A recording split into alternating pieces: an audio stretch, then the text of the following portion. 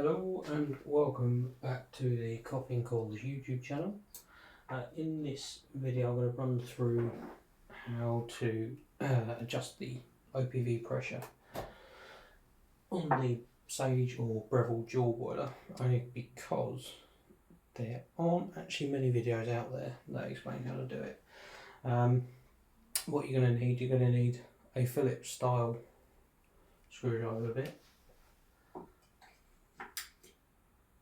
and a Torx screwdriver bit. The size on the Torx is a T20 and the Phillips is just a standard PH2. For the Phillips bit, you're going to need, for the first time doing this, you're going to need a pretty decent screwdriver to get the screws out, purely because they are quite difficult. Your screw holes are under here and under here, and what you're going to do, you're going to go up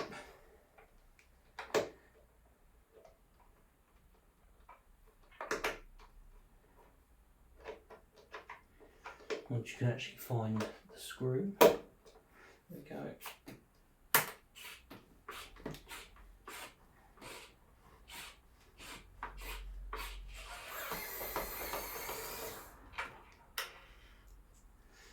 So that's the first one. Make sure you've got somewhere safe to put the screws so you don't lose them.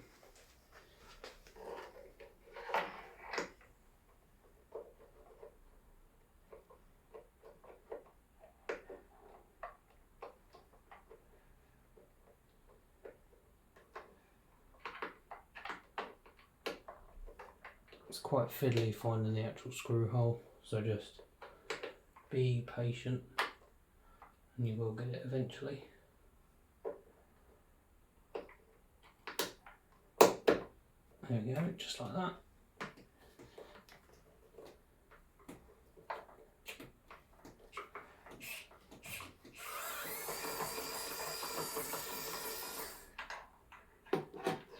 Again, just be careful because it's quite easy to drop the screws and lose them.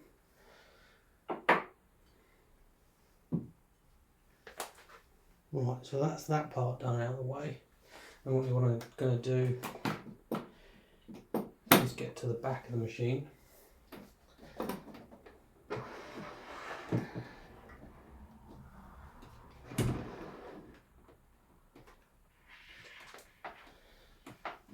Drop the movement wheel down. And what I'll do is I'll move you up onto the bar itself, just to make that a bit easier, to see what you can do.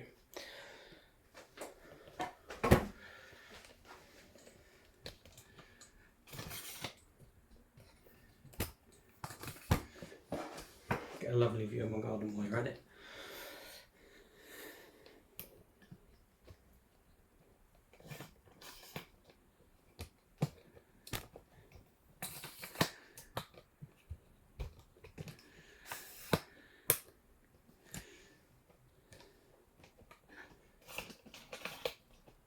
Probably should have paused this bit, but we'll roll with it. Just want to show that it's not, that I haven't cut the video in any way. Right, so as you can see, that's the back of the machine. So you're going to have the star or Torx type screw bits there and there, which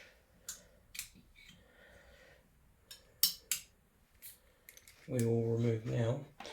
Just as a side note, make sure you've got a towel handy or a rag or something that can get wet, because you're going to need to take the water tank, take the tank out, and you will get a little bit of spillage. So, like that.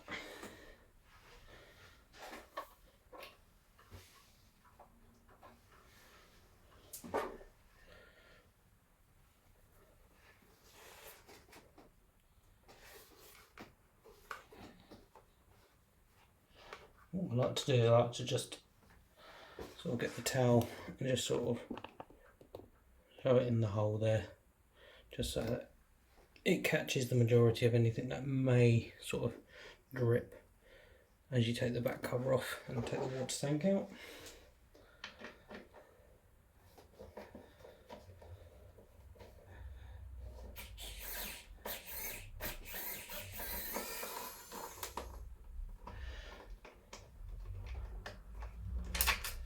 It doesn't take long to get all this done, but it can be quite fiddly. So, like I said, just have a bit of patience, and if it's your first time doing it, then you may want to not do it as early and as late in the day as I have. So there comes your back cover. It doesn't normally move a lot, so just be careful when you are taking it out. Just not to overstretch the cables or anything like that. And as you can see down here, just there and there, you've got another 2 screws to take out, which I'll go ahead and do now.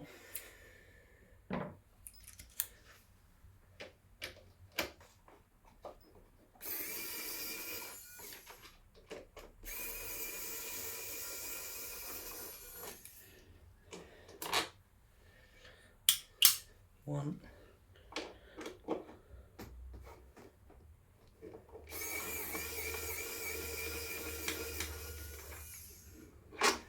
And 2. And what that will enable us to do now is you got to be pretty firm with it, but obviously not rough. But that will enable you to drop this panel out of the way, and that part there, that is your OPV.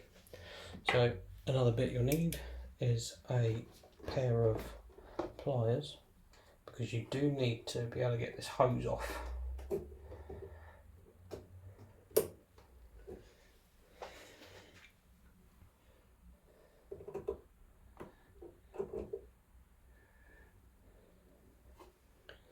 Again, quite fiddly.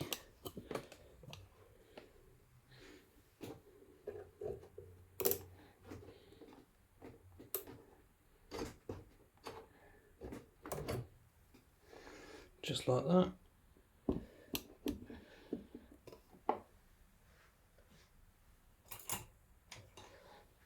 And you want a sort of object with a relatively blunt tip on it, just so that when you do sort of give this a wiggle,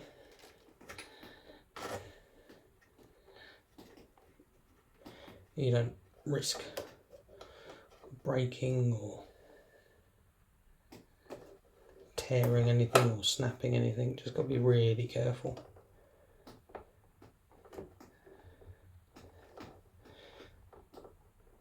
And then just going very carefully. As you can see, that hose has now come free. And then you got on either side of this, on the newer versions, this has a sort of bit of glue over it, which is going to stop you from obviously tampering with it. But once you got that off, there's a clip on either side, and you just kind of need to gently force those apart so that pops off.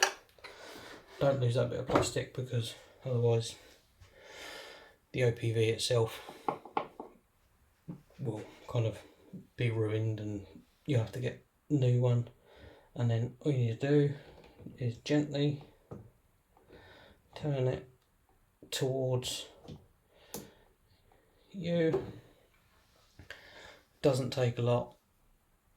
I'd say between half and 1 turn, 1 complete turn of the OPV itself, if you're wanting to reduce down to around about 9 bar. I mean, I'm not overly concerned with being 100% accurate with it, but I just wanted to get it off of the factory standard setting of 10 bar, which kind of counterintuitive. Yeah, so that's taking it apart, and obviously reverse these steps to put it back together again. Just obviously being careful as you go, not to break, damage anything. And obviously with this little clip, that's meant to hold the wires in. Mine doesn't stay in there unless the back cover's on, so just be careful with that, not to lose that as well. Yeah, so that's that. If you need any more information, just get in the comments down below and I will try and help you as best I can. And yeah, I'll see you in the next one. Cheers.